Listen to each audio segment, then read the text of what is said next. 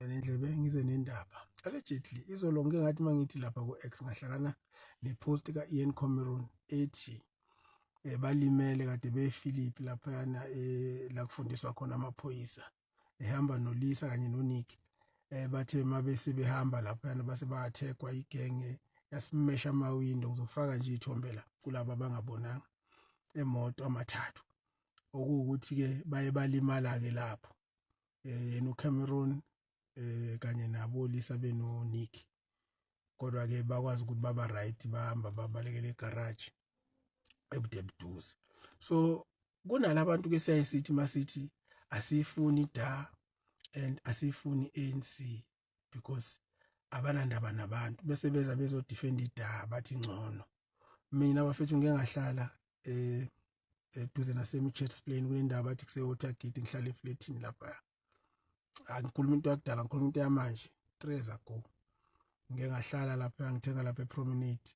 Ilento ehizibhedlela mangilapha eflatini ngiyabuka nje kulapha ngaphesheya kuseduze kakhulu. So ngiyabaza ubugebengu uma weqa umgwaqo ngapha usungena eDelft kungcolile kukhona yonke into ongayicabanga eDelft. Ngiyazazi zonke lezi ndawo because my uncle had taxis in Cape Town. Mina my first job I was a taxi driver mina in Bellville. Yes, ngisuka eMakhaza ngeBellville. So I know this thing. Ngihlalile eCape Town. I know that place from way back 2001.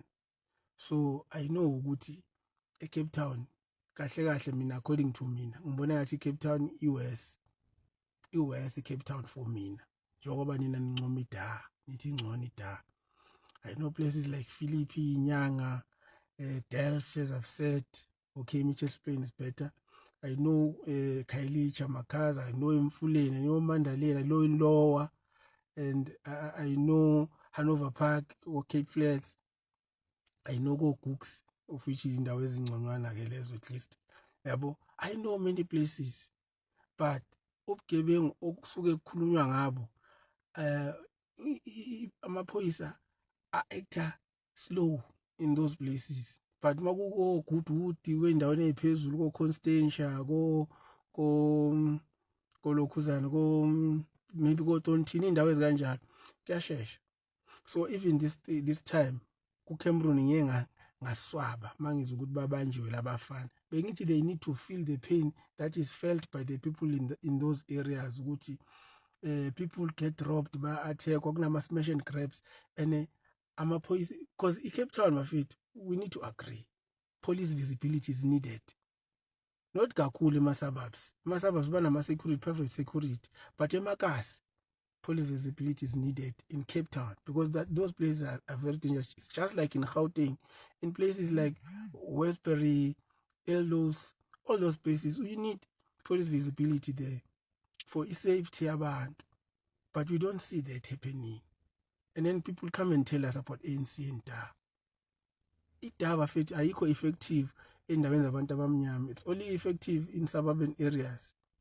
So in this case it's proof ukuthi ngeke ngikhuluma iqiniso because police acted swiftly because abantu abalokhuziwe lapha beberojwa abelungu and abe-DA. So abantu they need to come to their senses. We need to come together guys and make sure ukuthi siyabakhipha labantu because labantu laba basiphethe basicabangela bona bodwa. ANC idaba efana laba abanye ngiyababona laba abangenile nje ngoba befakwe ukuthi bayodla imali lapha.